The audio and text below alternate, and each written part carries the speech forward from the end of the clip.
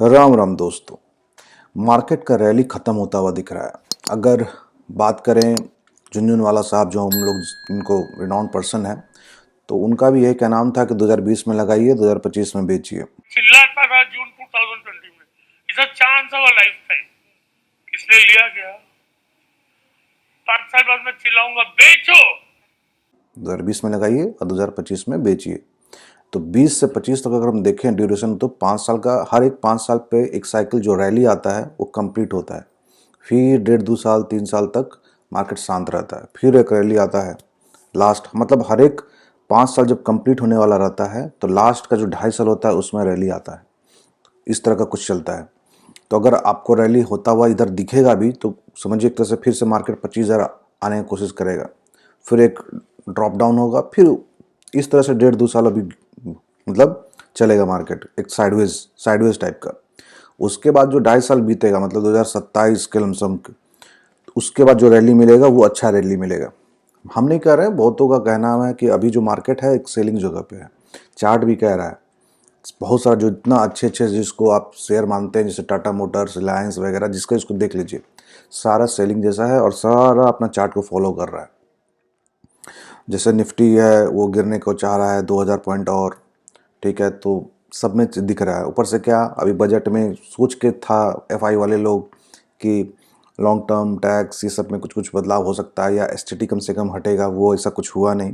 केवल मतलब टोपी पहना दिया गया कि ये तो हम लोग के लिए वो छोटा सा हुआ कि हाँ अपना इकोनॉमी थोड़ा चलता रहे, लेकिन कंपनी के लिए वैसा कुछ हुआ नहीं। और ये जो भी हुआ है टैक्स में बेनिफिट दिया गया, लॉन्ग टर्म में दिखेगा आपको, शॉर्ट टर्म में जल्दी इसका कोई बेनिफिट नहीं दिखेगा, ठीक है। और ये जो एफआई का जो सेलिंग है, ये जब अडानी का 2022 में आया था, मतलब 2022 का ये, तो उस समय एफआई का सेलिंग 2,80,000 करोड़ था, जो कि इस बार मात्र केवल यही अक्टूबर से जो सेलिंग हुआ है 3 4 महीने में ही ये जो एफआई का सेलिंग हो चुका है 2,80,000 करोड़ को पार कर चुका है। और ये कंटिन्यू सेलिंग चल रहा है अभी और कब तक चलेगा कुछ कह नहीं सकते, ठीक है। फिर देखिए मार्च क्लोजिंग है और अभी इधर रिजल्ट अच्छा नहीं, मतलब बजट अच्छा नहीं आया मन मुताबिक। तो कुछ समझ में, उधर से दादा जो हमारे हैं, क्या नाम उनका, ट्रम्प साहब, वो टैरिफ पे टैरिफ लगा रहे हैं। तो इस सब चीज़ का बहुत ही ज़्यादा प्रभाव पड़ रहा है मार्केट पे। अब वो इसी कारण से क्या है ना, जो एफआई लोग हैं उनको तो उसको नॉलेज है कहाँ किधर अब प्रॉफिट बुक करके, जिसके कहते नहीं है कैश पे बैठना, वो सारा लोग कैश पे बैठ चुका है। कभी अगर कैश पे जाने की जरूरत पड़े, कोई चिंता नहीं है, बैठ जा। भले 1 साल 1.5 साल 2 साल तक नहीं लगाएगा, लेकिन जब भी लगाएगा तो सही वक्त पे लगाएगा, ठीक है। सारा प्राइस अब डाउन हो जाएगा एकदम 1.5 2 साल एकदम। सारे लोग लगभग 1.5 2 साल लोग कौन कैश लेके बैठे हैं, मतलब मार्केट में छोड़ के बैठेगा। लगभग लोग लॉस बुक करते हैं उस समय 1.5 2 साल 3 साल तक। उसके बाद जब लोग सब लोग लॉस बुक करना शुरू करते हैं तो वो लोग पैसा फूकना शुरू करते हैं मार्केट में। मतलब प्राइस इतना टूट जाता है ना, जो भी बड़े बड़े शेयर हैं, अच्छे अच्छे शेयर है, इतना टूट जाता है कि वो बहुत नीचे दाम पे मिलता है। और झुनझुनवाला साहब का भी क्या नाम है, कोई भी शेयर को सही दाम पे लो। कोई भी बड़े बड़े जो इन्वेस्टर है उनका भी यही है कि कोई भी शेयर को सही दाम पे लो, अन्यथा मत लो। तो उसका वही लोग इस्तेमाल कर रहे हैं सही तरीक़ा से अगर देखा जाए तो। और हम लोग के लिए क्या है कि अगर ज़्यादा समय देंगे, अभी तो जैसे अभी 4 साल मेरा हुआ, 4 5 साल, तो ज़्यादा समय बैठेंगे। पता था, हम ये वीडियो को बहुत गौर से सुने थे ये चीज़ को, लेकिन क्या है कि आपको जब लगता है कि नहीं अब ये हो गया, ख़त्म हो गया, ये होगा, ख़त्म हो गया, जैसे अभी यूएस का चुनाव ख़त्म हो गया तो सोचा कि सब लोग सोचा कि नहीं अब बाइंग होगा, नहीं होगा। फिर अभी बजट भी आया, नहीं अब नहीं, अब भी बाइंग नहीं हो रहा, अभी तक गिर ही रहा है। तो गिर रहा है, इसका मतलब है कंटिन्यू चलता जाएगा, आपका जो पोर्टफोलियो ड्रॉप डाउन होता रहेगा।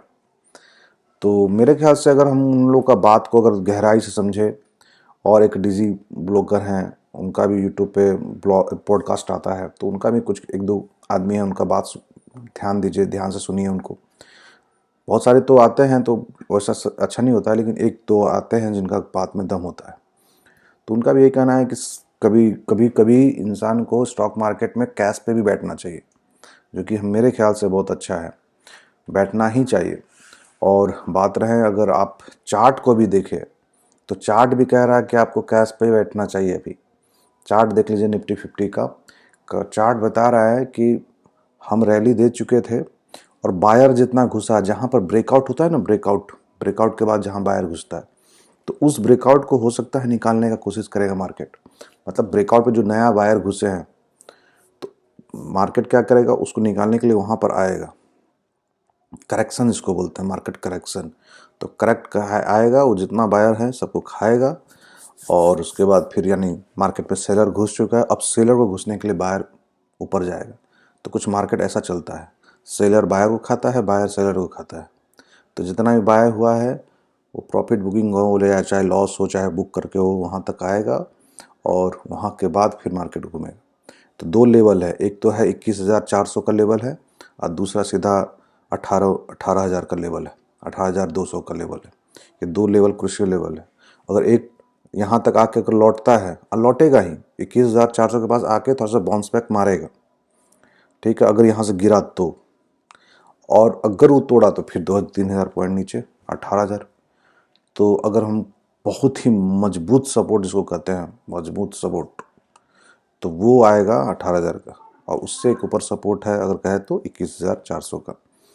तो ऐसा भी नहीं है कि पैनिक हो जाना है, पैनिक भी नहीं होना है। अगर आप स्विंग ट्रेडिंग करते हैं, इन्वेस्टमेंट करते हैं, तो चुपचाप चिल मार के रहिए, अपना जो धंधा है वो कीजिए जैसे। हाँ, एक बात और है, सारा पैसा एक ही जगह नहीं लगा देना है, एक ही स्टॉक पे। जैसे मेरा तो पोर्टफोलियो है कि 8,000-9,000 लगाते हैं एक स्टॉक पे, मिला तो ठीक वरना पड़ा रहता है। तो वही है तरीका। तो इस तरह से मुझे लगता है कि अभी सारे ट्रेडर को सोचना चाहिए, और ट्रेड बनाना भी है। अगर ऑप्शन भी कर रहे हैं तो हेज कीजिए, बिना हेज का मत कीजिए, क्योंकि लॉस इस बार अब बहुत लॉट साइज बड़ा होने के कारण से आपका एक ट्रेड 2 ट्रेड का पैसा लेके चला जाएगा प्रॉफिट को। इसीलिए बी केयरफुल। और आपको मेरा वीडियो अच्छा लगता है तो लाइक करें, शेयर करें, सब्सक्राइब करें। जय हिंद।